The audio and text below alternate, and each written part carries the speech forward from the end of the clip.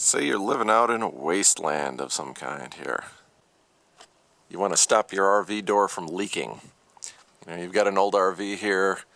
You know, these are notorious for, the frames getting all beat up. You can see everything's kind of crooked there and everything.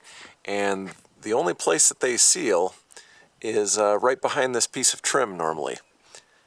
And, usually they leak air everywhere, all around this thing. They especially get beat up in the corners like this. And, this thing is frames all crushed in a little bit over there and stuff. So, how do you keep your heat in one of these? Now this door here is a typical full-size door on an RV. It's got the large latch on here. This is typical for most of the older, this is a 1988 RV here, so they all pretty much come with that latch, and even some newer ones have come with the larger one there. So, they normally have a screen door like this. With your sliding little access hatch there and all. So, what you want to do is, you want to come in here, and you want to unscrew the door and this, and the screen. So, you'll have to take off all the screws that are inside here on the main hinge first, remove this door, then you remove the screen door itself. Take that off. And what I did, I removed the screen door and I flipped the hinges to the outside because you can't flip them to the inside. They get kind of weird and it'll get in the way of any kind of seal you're trying to make. So you have to flip them out here, and I took like a little bit of hot glue and shot it behind there so they stay put and they don't flap around in the wind. So you can see all three hinges for the screen are just folded outside like that. So, one of the best tricks I've discovered to stop air leakage on an old RV door like this is regular 1/2-inch pipe insulation. You can get this at almost any home improvement store, Home Depot, whatever. They have a couple different types. There's this gray one that has a real open texture to it like this, like a real open cell foam type of stuff. And then there's this kind right here, which is smooth and black, and it's more rubbery feeling than this foam type stuff. Now, what you're going to wind up doing is, you're going to pry this open, you're going to peel these protective plastics off the inside here, and it's going to expose the adhesive. So then you're going to stick the tube to itself like that. So you just want to make a nice round tube like that. So you can start at one end, just grab these and peel them all the way down. And no problem, you've got a solid tube here. The next step is to glue the tube into here, or attach it in some manner so it fits in here, taking up the space. As you can see, you force this in,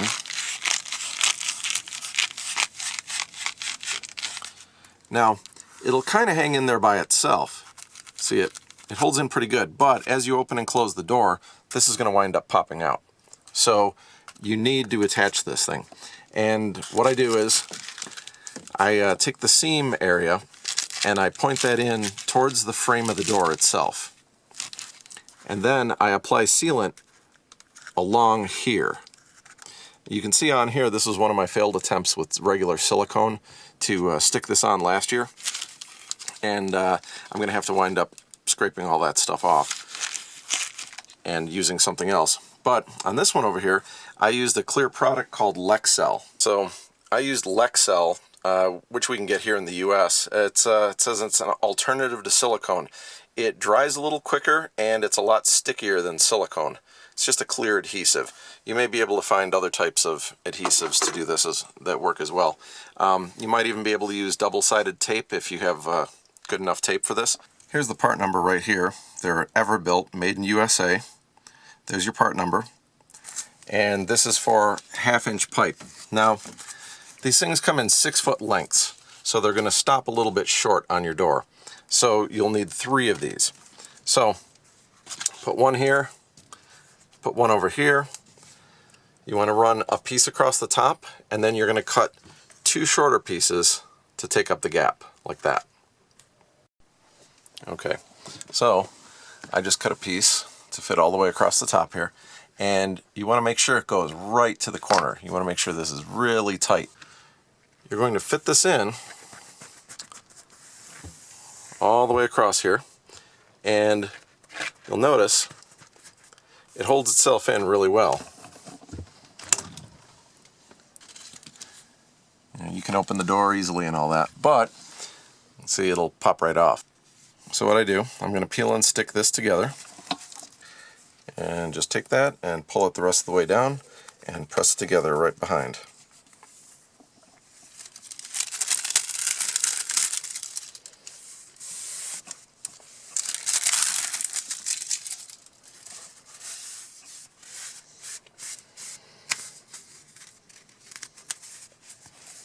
Doesn't have to be perfect or anything.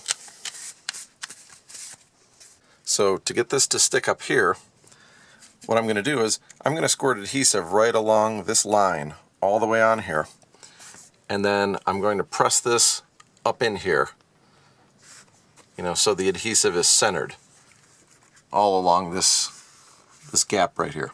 Put the glue on, press this up in there,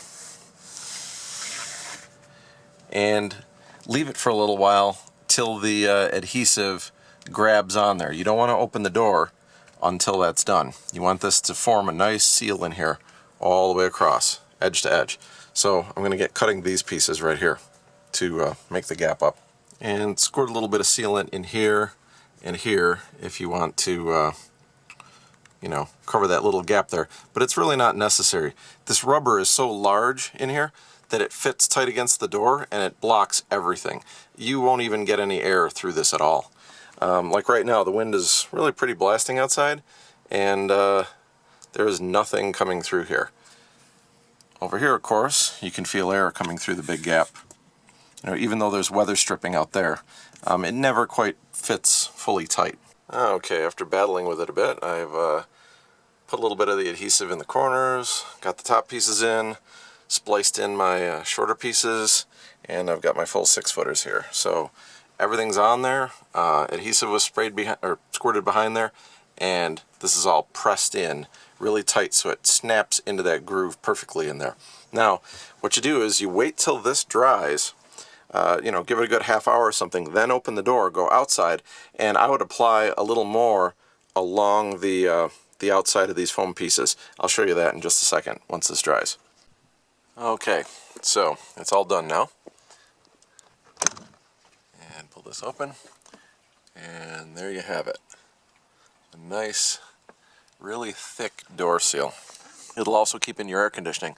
I mean, I don't worry about having a screen door because I've just got so many windows on here, really large ones. And, plus, you can just step outside if you want some fresh air. So to recap, try not to get any cheap gray pipe insulation like this that's real skinny. You want the nice big, thick, smooth, black type of stuff here. And there's the part number again. Made in USA, ever built. And you can see that's really nice and thick and makes a quality door seal. Kind of like overkill, but that's what you need on these things. These doors are really cheap as it is. So anyway, hope you found that interesting. So go ahead and do that if you want to stay warm.